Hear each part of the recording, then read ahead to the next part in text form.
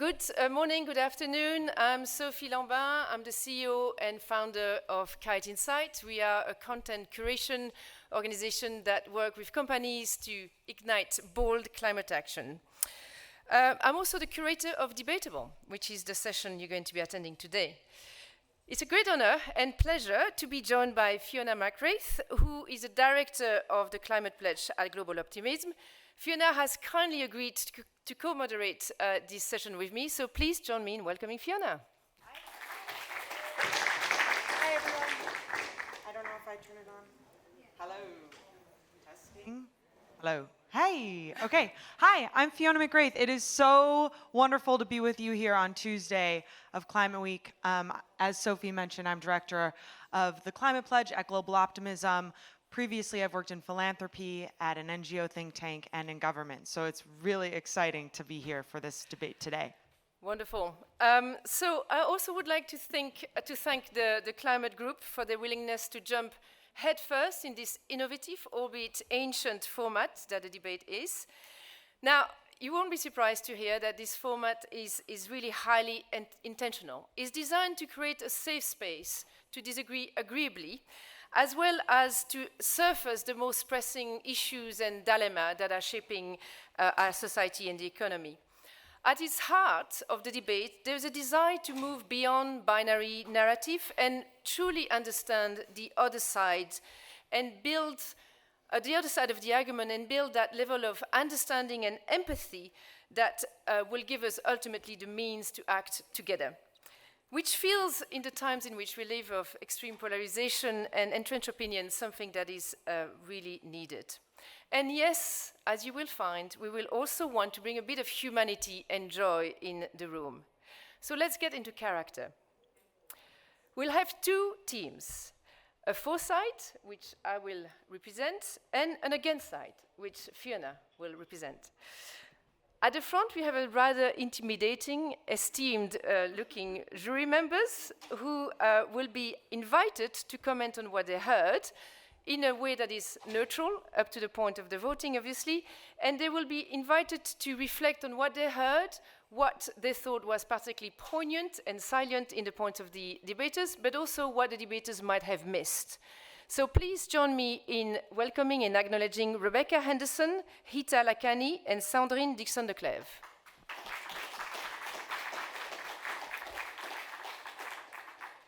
And of course, we have you, the audience, who plays an absolutely key role in this debate. In the grand tradition of ancient debate, in the Greek agora, in the Roman forums, in the grand halls of medieval disputation, the crowd was not a passive observer. Their job was to cheer, to jeer, to hiss, to stomp their feet. Joke aside, I just really want to emphasize that the energy you will inject into this debate will fuel it in a way that is nearly as important as the word of the debaters themselves. So please join in.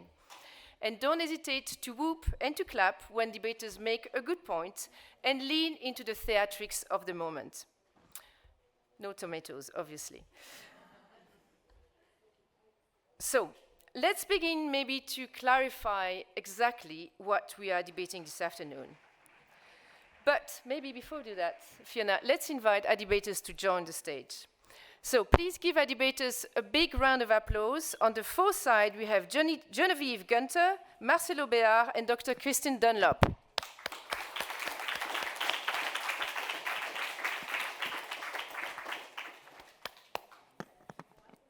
Please take a seat.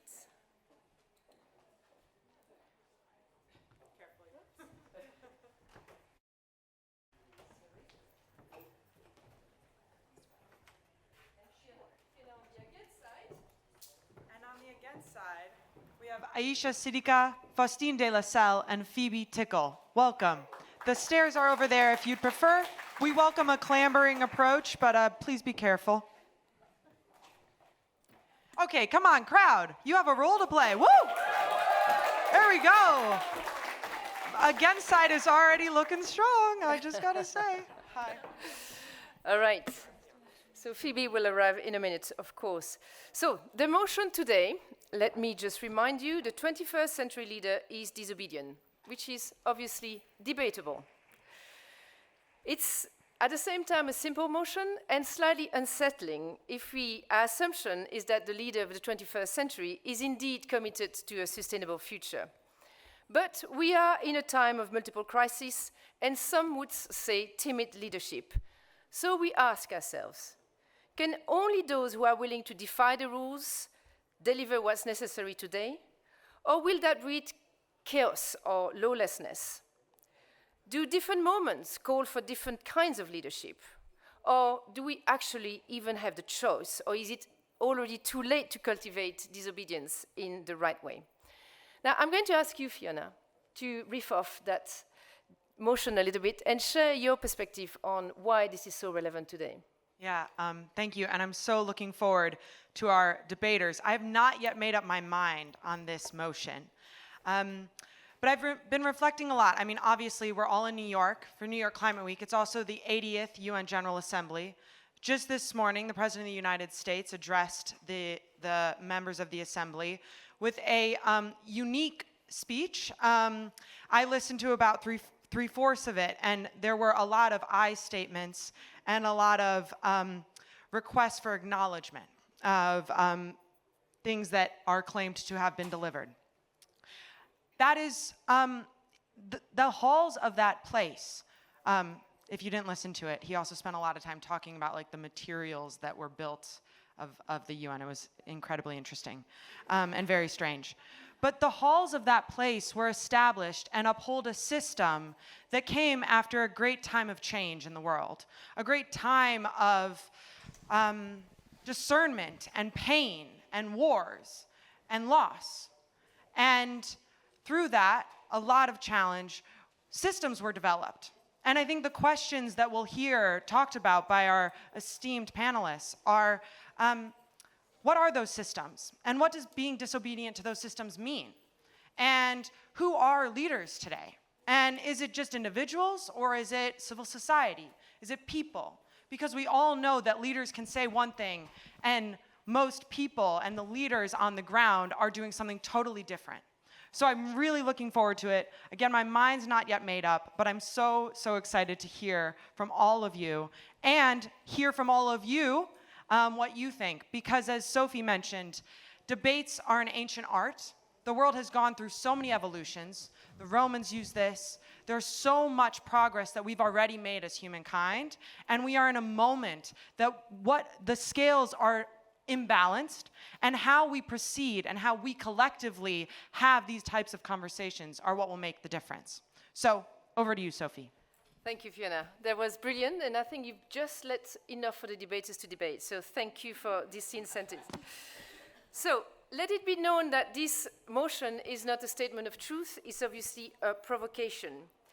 And while our debaters will use their own experience and expertise to argue their side, they're not necessarily arguing from a place of personal opinion.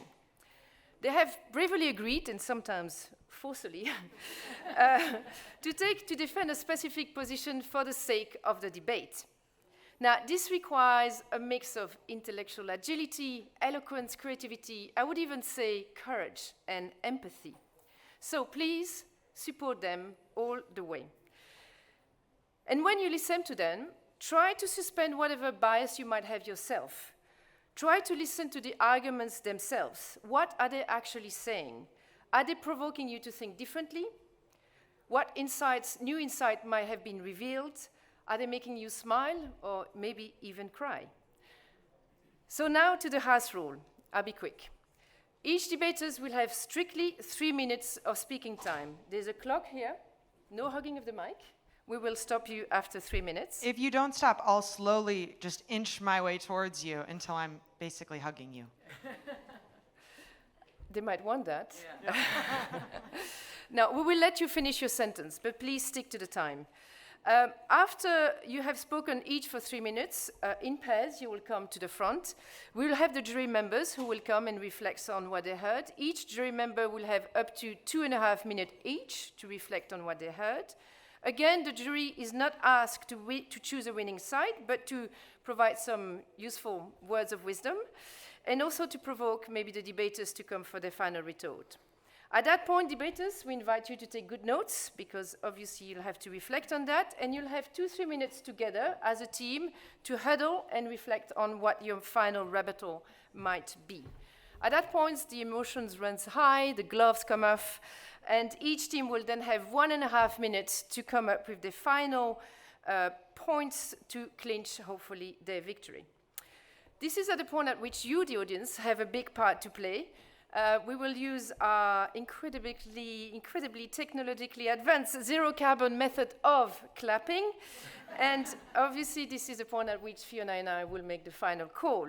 If we can't agree, we'll do a rematch. So, this is it. When you vote, remember, again, we're asking you, audience, to really vote on the side that has been best argued, not the side that you represent your own personal opinion. However, you will have the time, the opportunity to express your own opinion. So, Fiona, over to you. Okay, the rules have been stated. The folks have been introduced. Are we ready? Good. I love that. Okay, please, at this moment in time, please cheer and clap if you agree with this motion, the 21st century leader is disobedient.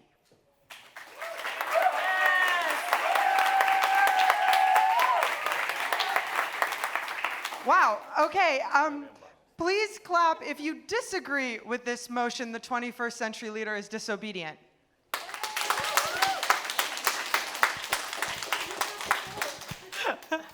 We have some fair weather fans, that's all right. At the end, I'll be watching. You can clap once only. And if anyone is undecided, please clap your hands. If you clap twice, this is also when you should clap. All right. So we'll come back again. We'll ask you to clap at the end to help us decide. Again, please listen and be ready to clap again. We have seen rooms being swayed in more dramatic ways than today, so everything is still possible.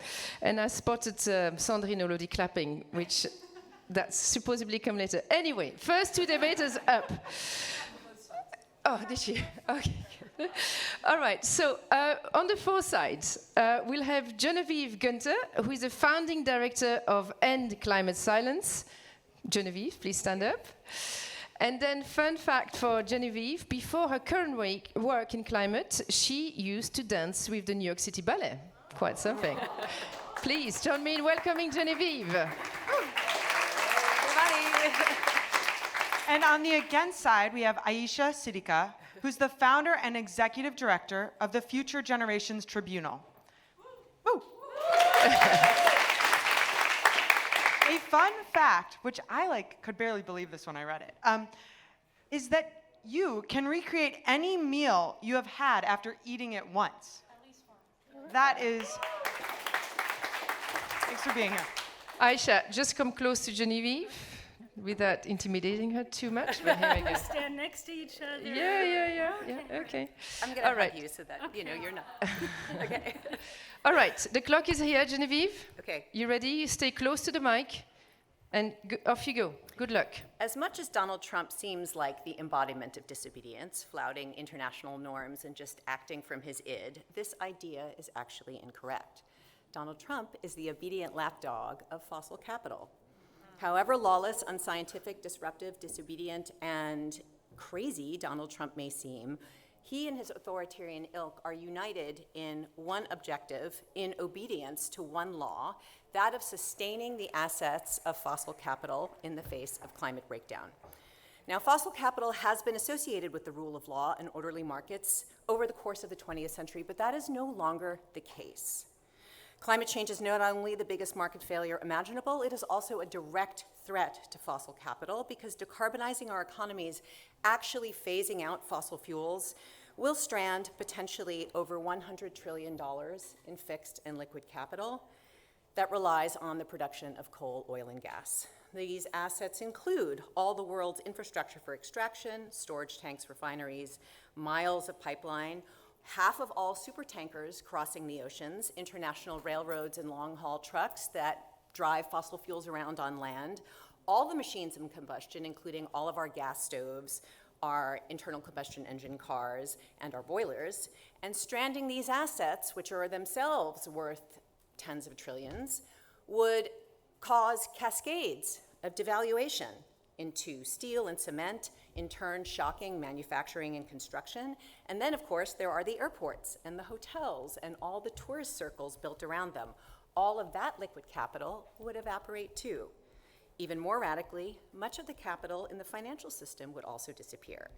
If we phased out fossil fuels, expectations of return in the fossil energy sector would no longer pertain, collapsing that sector in the stock market. And as in the stock market, so in the credit market. Worldwide, banks have invested nearly $7 trillion in fossil fuel production since the Paris Agreement was signed.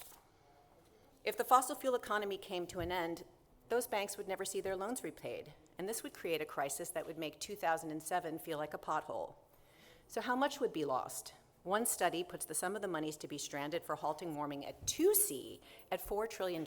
Another more alarmist one puts it at $185 trillion. But everyone is clear that these assets, this stranding, this loss of wealth would fall on the top 10% of incomes and predominantly, even in the developed world, on the top 1%.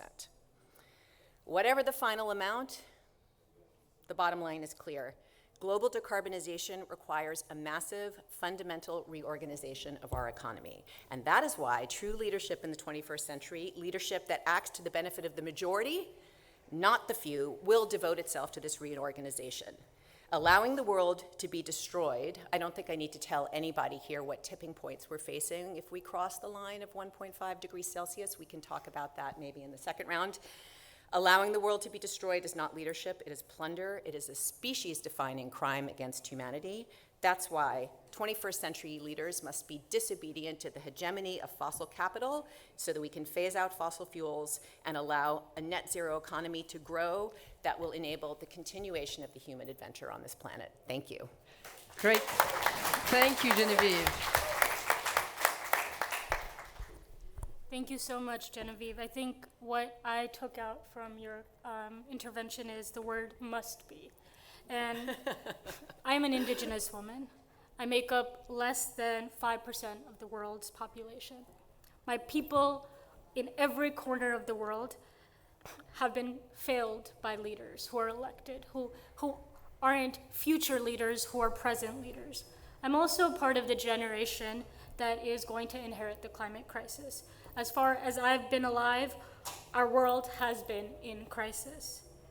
And in my opinion, and as the Webster Dictionary defines, a leader is somebody who is elected into power. They're nominated into power. They're chosen into power. And everyone I see in leadership, especially in the global north, is failing our dying and our very vulnerable Earth. I'll give you some examples.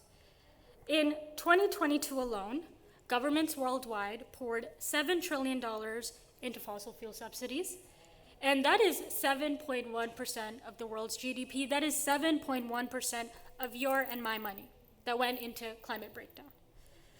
The global north, in particular, leaders of the free world, are responsible for 92% of historic carbon emissions. They have delivered less than 83 billion of the promised $100 billion a year in climate finance. Fascism is on the rise. Trump, Argentina, Russia, Italy, Germany, we are seeing rebellion being also sequestered at the same time as fascism is increasing. From Nepal to Indonesia to Sri Lanka, when the youth and the people and the masses are rising, they're met with batons and police officers and jail cells. Over 70% of the world's cobalt comes from the Congo. We are letting the kids in the Congo mine and die for our renewable energy. And the last thing, which isn't being spoken about at Climate Week, but this is a place to speak about the uncomfortable, is Palestine. Israel has estimated dropped around 40,000 bombs on Gaza. Just from a climate perspective, that is more emissions than around 70% of the world's countries annually. 97% of that water is undrinkable. So I mentioned fascism, genocide, capitalism. And my last point is, if leaders, those we have actually elected into power, who are at the UN General Assembly, if they cannot stop a genocide we are watching on TV, how will they stop the climate crisis?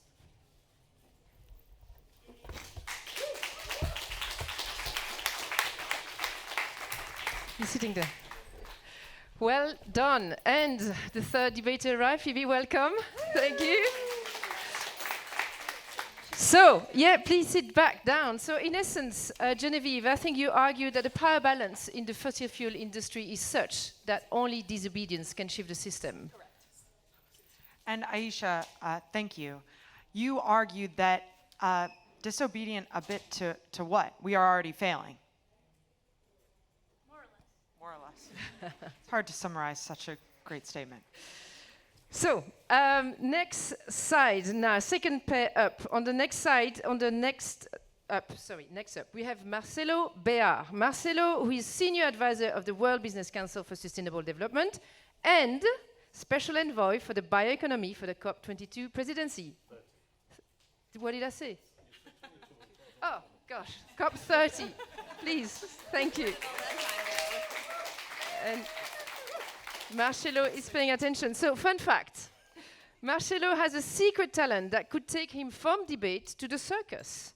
He actually has the ability to spin a square cushion for an indefinite time with a right hand. Here we go. These fun facts are really fun. Oh. And on the against side, we have Faustine de la Salle, who's the CEO at Mission Possible Partnership. A fun fact about Faustine is that she spent 6 months earlier in her career installing internet routers and tablets in professional kitchens for a clean tech startup. And she can testify that Wi-Fi and refrigerators do not get along. So, Marcelo, put the mic close to your mouth. And the clock is ready. Let's go.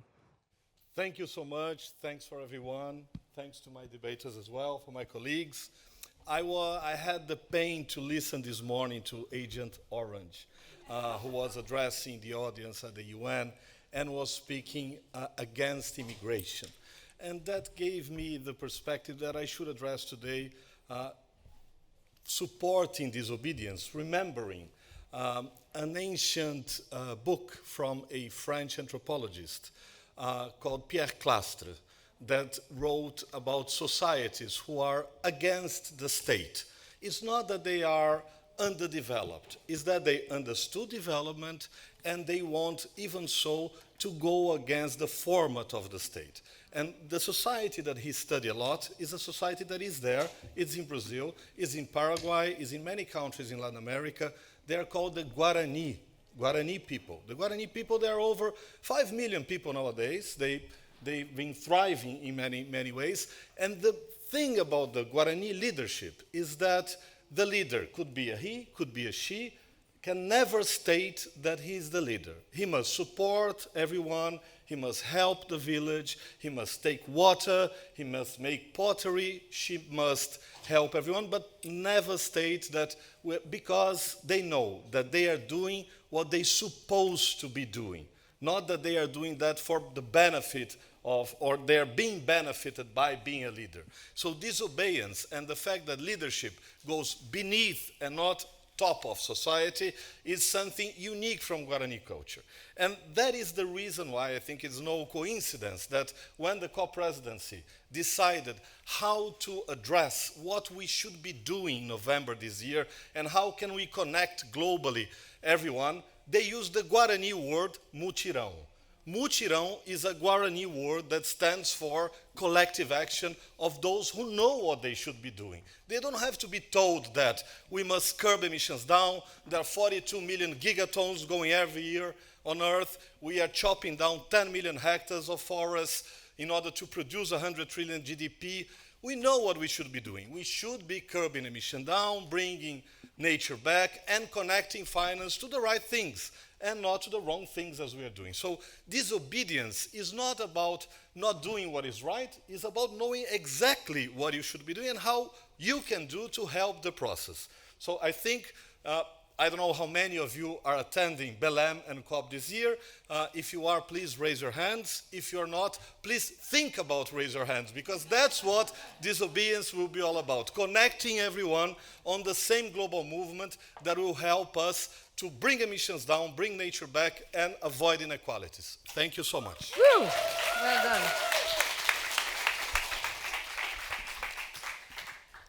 Tough to beat that.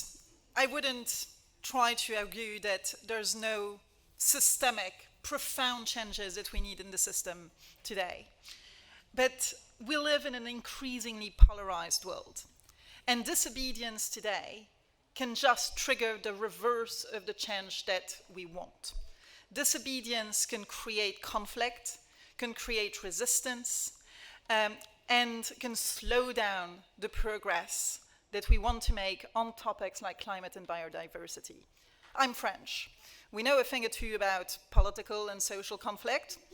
And over the past few years, what I've seen is tremendously well-meaning climate activists protest in a non-violent way, but in a disruptive way, against all sorts of things, from water retention for farmers to highways.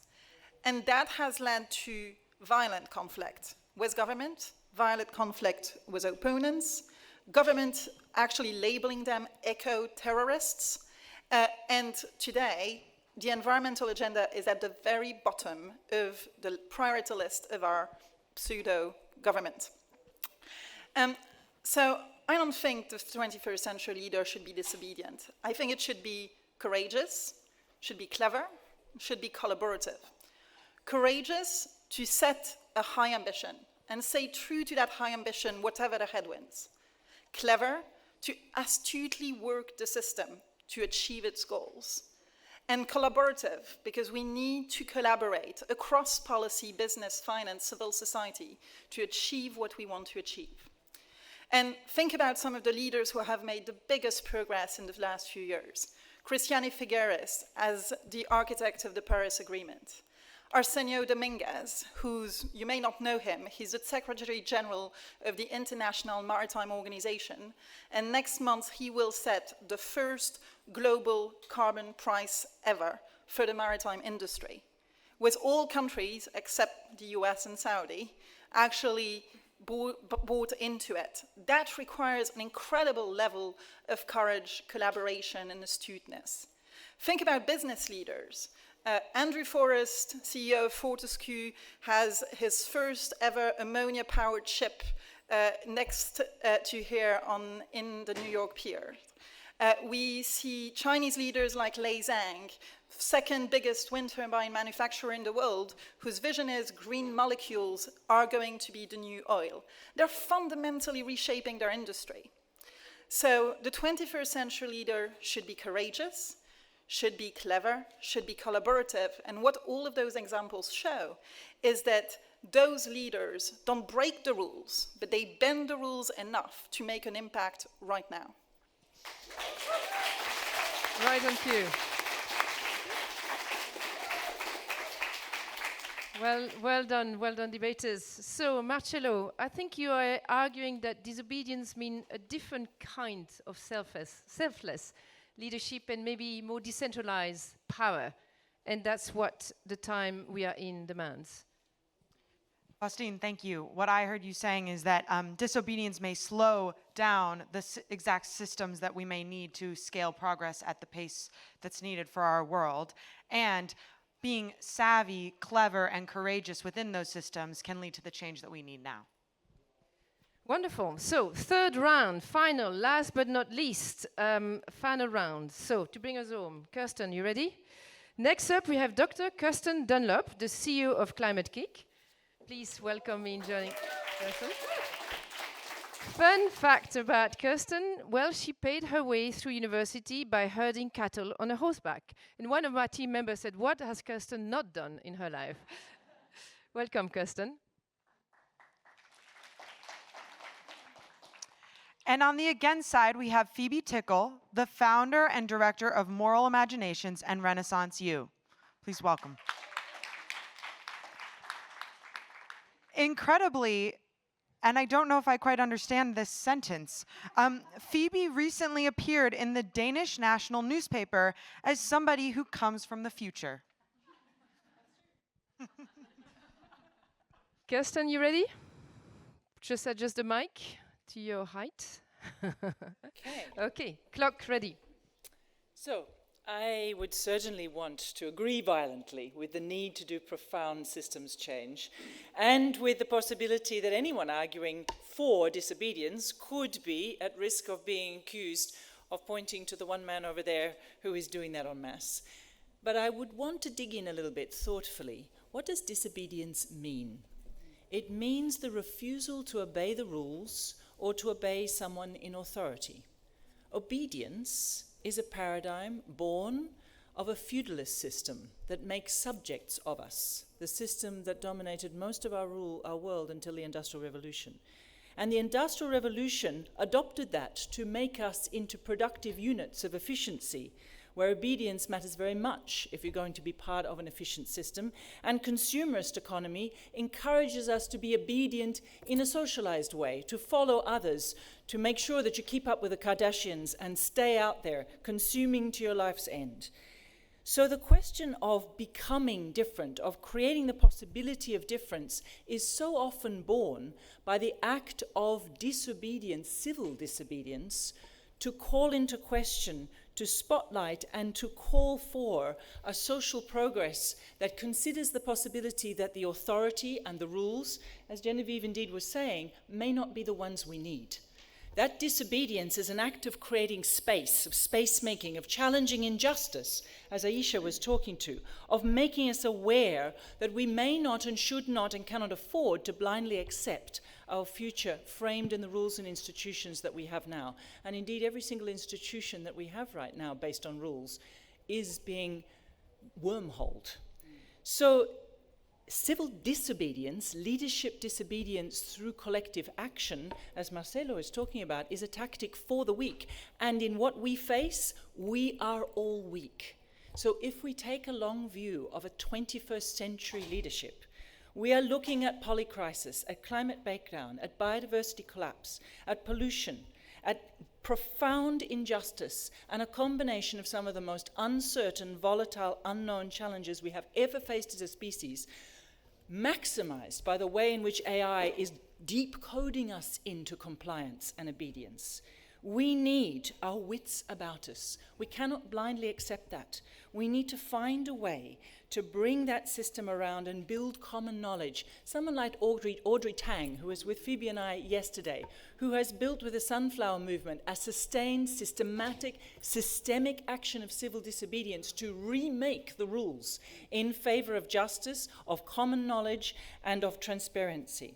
So my argument would be collaboration is disobedience in this current context. It is the disobedience we need to make a new world order and to help us thrive and survive by taking distance from our destructive habits and patterns. Thank you. Woo! Thank you. Stay there.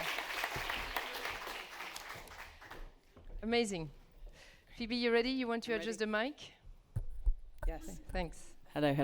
Perfect. Time. Go. Great. So, good day, ladies and gentlemen. Good to be here. Every revolutionary thinks they're the first person to say no. But here's what they don't tell you about disobedience. It's the most obedient thing you can do. When you define yourself by what you're against, you're letting that thing control the conversation. You're still playing by their rules, just backwards. Today, I'll show you why disobedient leadership isn't revolutionary at all. It's the comfort zone of those afraid to imagine something genuinely new. Yes, exactly. Yes, obedience can work as a spark to ignite a movement. Think of Gandhi's Salt March or Rosa Parks refusing to give up her seat on the Montgomery bus. But disobedience is not sustainable long term as the energy that drives lasting change. Why? Because it fundamentally undermines the very processes essential for building movements, consensus building, and collaborative action. When disobedience becomes the defining energy, inevitably it turns inward. The same oppositional force that challenges external systems begins to fragment movements from within. People start fighting each other instead of working together. And I'll illustrate this with a case study that's close to my heart. Extinction Rebellion, which I was part of, provides a perfect example. Many trace the movement's ultimate unraveling to something called the Canning Town incident, where a faction from within the movement decided to stop the tube during rush hour in a working class area, despite collective opposition from the wider movement. This disobedient energy from within the movement led to disobedience against their own collective intelligence and decision-making processes. The action alienated working class supporters and marked the beginning of the movement's decline. It illustrates a fatal flaw. Disobedience as an organizing principle creates internal contradictions that destroys the very solidarity movements need to succeed. Moreover, disobedience is fundamentally individualistic rather than collective. It often centers the lone wolf, the hero, the ego-driven figure who positions themselves as a moral center, set apart from the group. While that might appear courageous, it risks breeding fragmentation. And if everyone insists on their own heroic stand, collective cohesion begins to break down. And it's antithetical to what we need in the 21st century. The 21st century demands something bigger. We need what I call imagination activism, leadership that doesn't just resist current reality, but it actually creates new life-affirming possibilities. Leaders today cannot just defy broken systems, they must envision and build entirely new ones. They need compassion to stay rooted in shared humanity, empathy to hear diverse needs, and insight to go beyond the present order. This is the leadership we need today, not ego-driven defiance, but vision strong enough to unify, to create, and to remake the world. The choice is clear. Rebellion and disobedience fragments, vision builds. Lastly, one more sentence. Yes. Disobedience might spark change, but it can't sustain it. And true 21st century leadership means changing the game entirely, not through resistance, but through the revolutionary act of creating something entirely new. Woo! Bravo. That was brilliant. Absolutely brilliant. Take your seat. Fantastic performance on both sides. And I think, Kirsten, if I try to summarize, you suggesting that civil disobedience is a tactic of the weak, which we all are. I thought that was very interesting. And essential to fight back in collaboration and to transcend short-termism. And Phoebe, thank you. We heard from you an argument for why disobedience is the most obedient thing you can do. Wonderful. Well, jury, this is your turn. Now you have the very invaluable opportunity to stir things up a little bit and to come on stage and share some of your reflection. You have 2.5 minutes each maximum to challenge, to express your appreciation first, of course, for what the debaters have done in their argumentation, and maybe challenge them in a way that might inform the final retort. So please join me in welcoming the jury on the stage.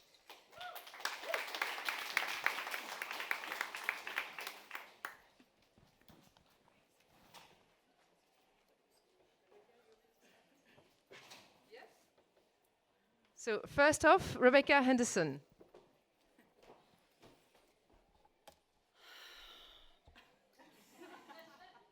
That was great. Wasn't that an amazing group of talks? Woo! Yeah? Didn't you feel fired up and excited and looking forward? That was really great. So I love the way the speakers really played with the question. But disobedient to what? I'd love some more clarity on disobedient to what. One or two of the speakers, like disobedience itself is a good thing, is great, and disobedient to fossil fuel company mandates, I get that. But disobedient to what?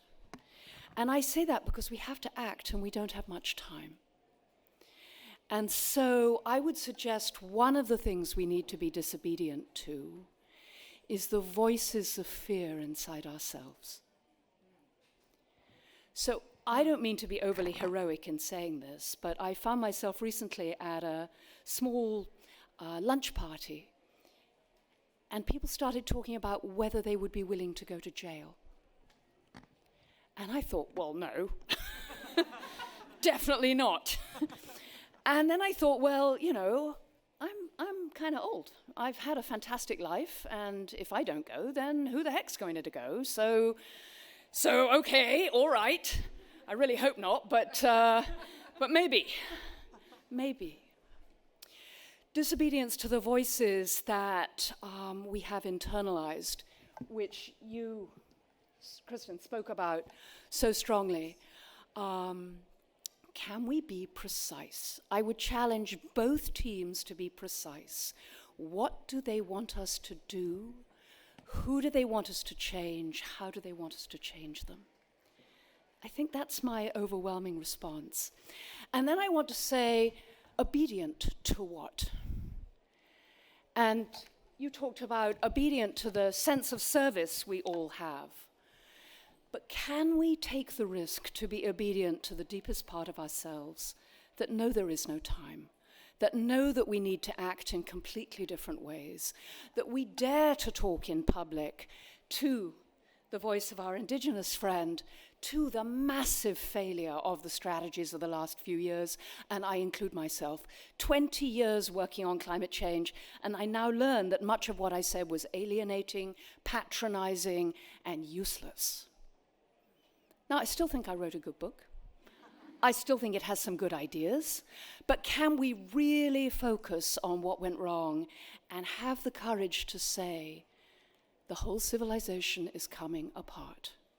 We have told our children and ourselves that we can act independently from greed and status, and that is not the case. We need to act from love.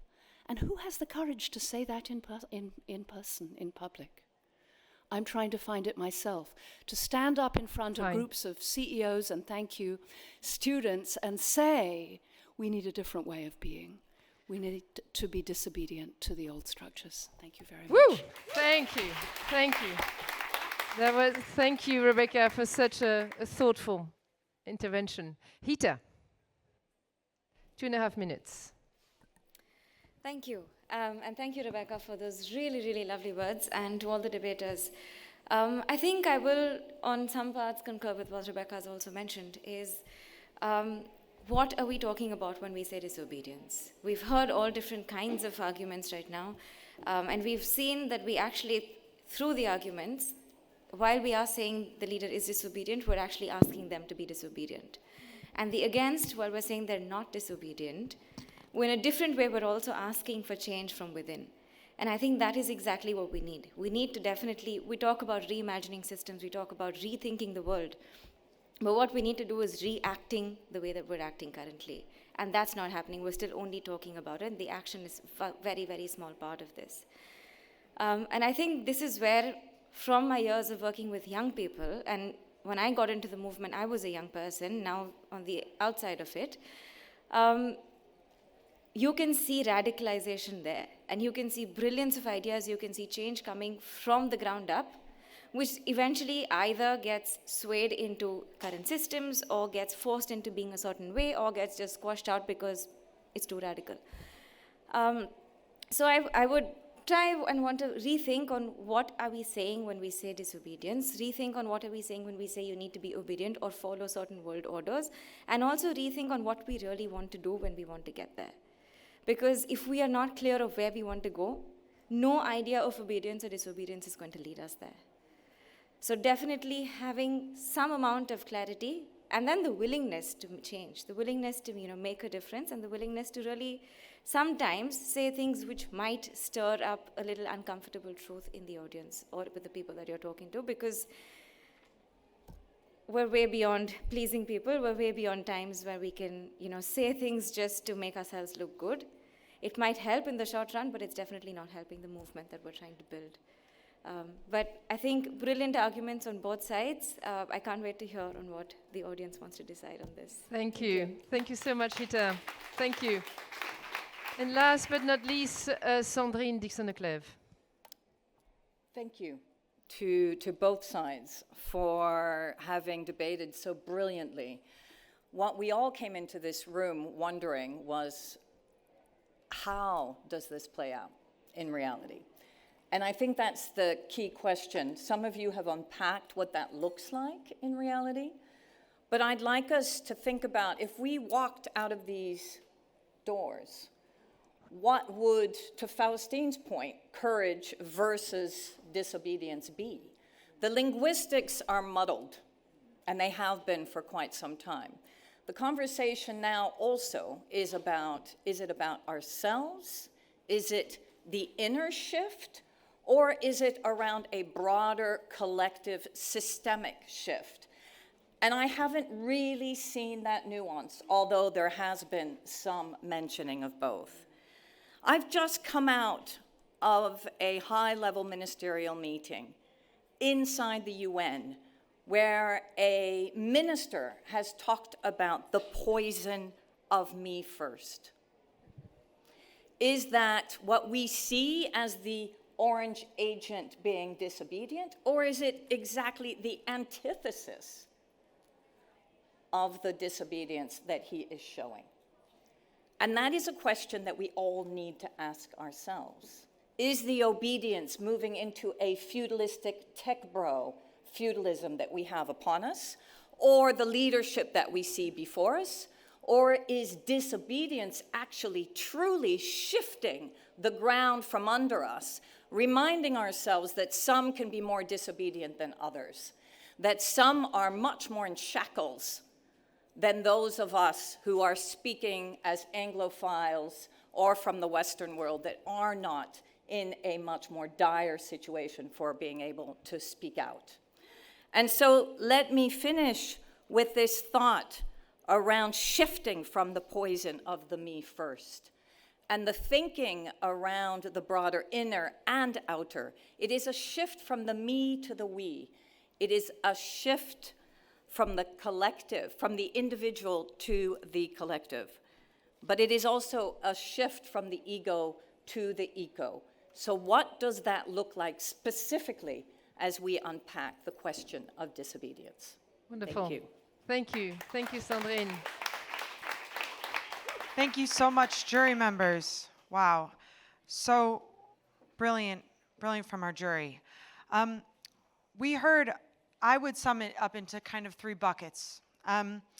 We heard a request to be more precise about what leaders would be disobedient to.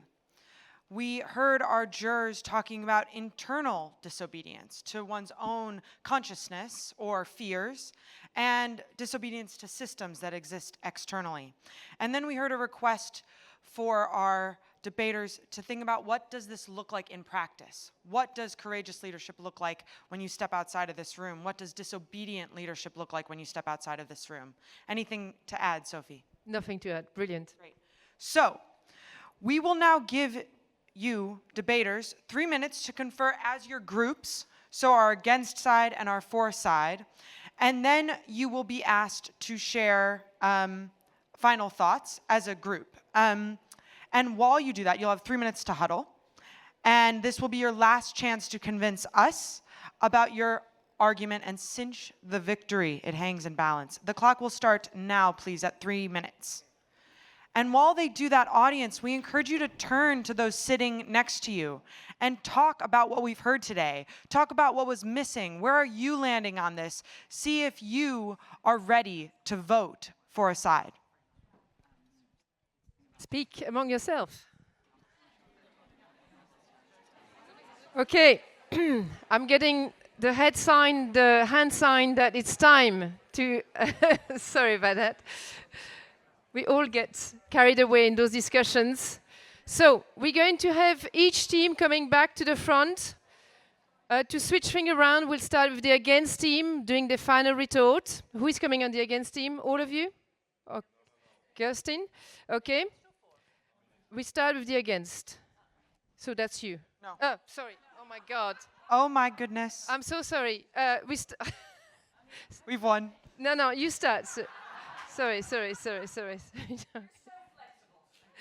We start with the against, yes. All right, we're starting with the against. Does everyone go up or just one representative? However you want the choreography to be. It's all about influencing the audience at this stage. Okay. Your team is welcome to... Please, team, you can come in. All right. You go. Wonderful. So really good to hear from the opposing team. We're not saying that disobedient is never disobedience is never needed. But what we are saying is that actually in these times, what we really need as a 21st century leadership quality is courage. Courage sometimes looks like staying quiet. Sometimes courage looks like being humble. Sometimes courage looks like collaborating with those you disagree with. And sometimes it looks like actually obeying something larger than yourself or what you think is wrong or right. So we're not saying disobedience is bad, but what we're saying is actually the really important quality is to be courageous. And sometimes courage leads you to behave in different adaptive, complex ways. For us, what's really important is the ability to collaborate, and sometimes that means collaborating with the enemy or with people you don't disagree with.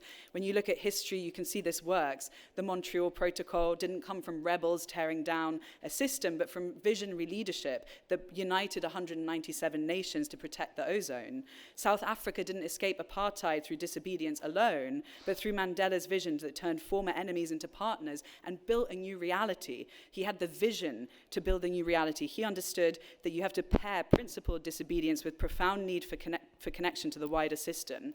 What if Mandela had closed himself off and turned himself into a self-righteous dictator, obeying no one but himself? Where would we be now? I rest my case. Hey, woo!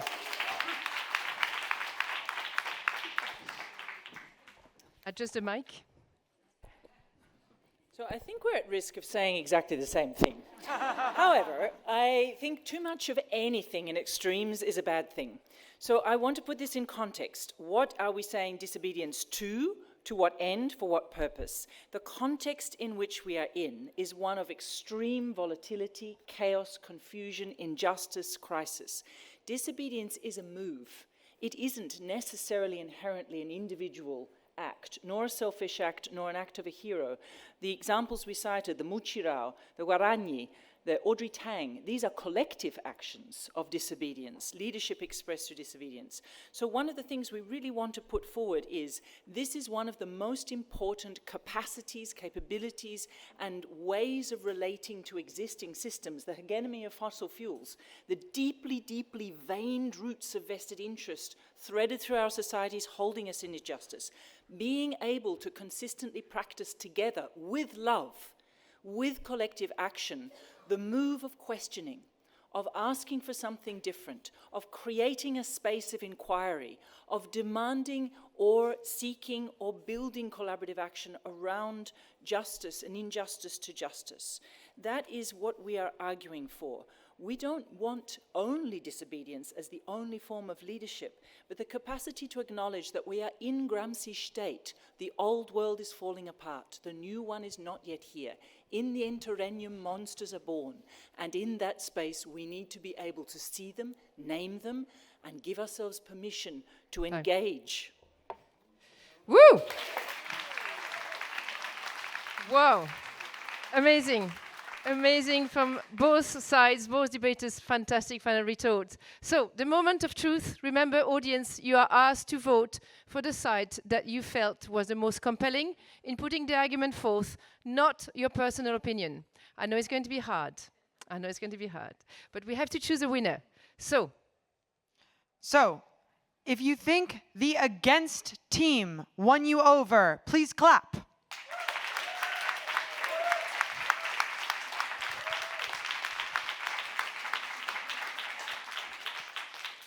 if you think the for team that the first 21st century leader is disobedient won you over, clap now.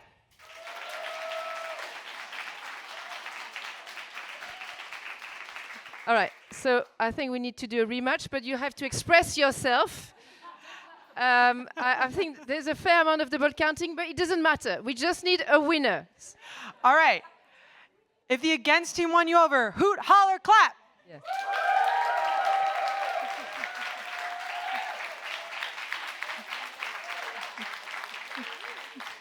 The suggestion that we should be disobedient with the rules here, but I won't bow to the pressure. If you think the for team won you over, clap now.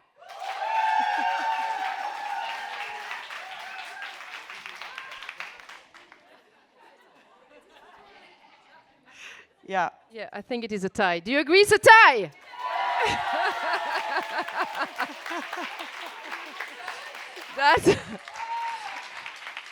Well, we have a tie. Well, that was wonderful. Thank you. We need to close. Thank you, the Climate Group, for letting us play with this debate. Thank you, our debaters. Please, a huge thank you to our debaters, to our jury members, to Fiona, and to you, the audience. Thank you so much.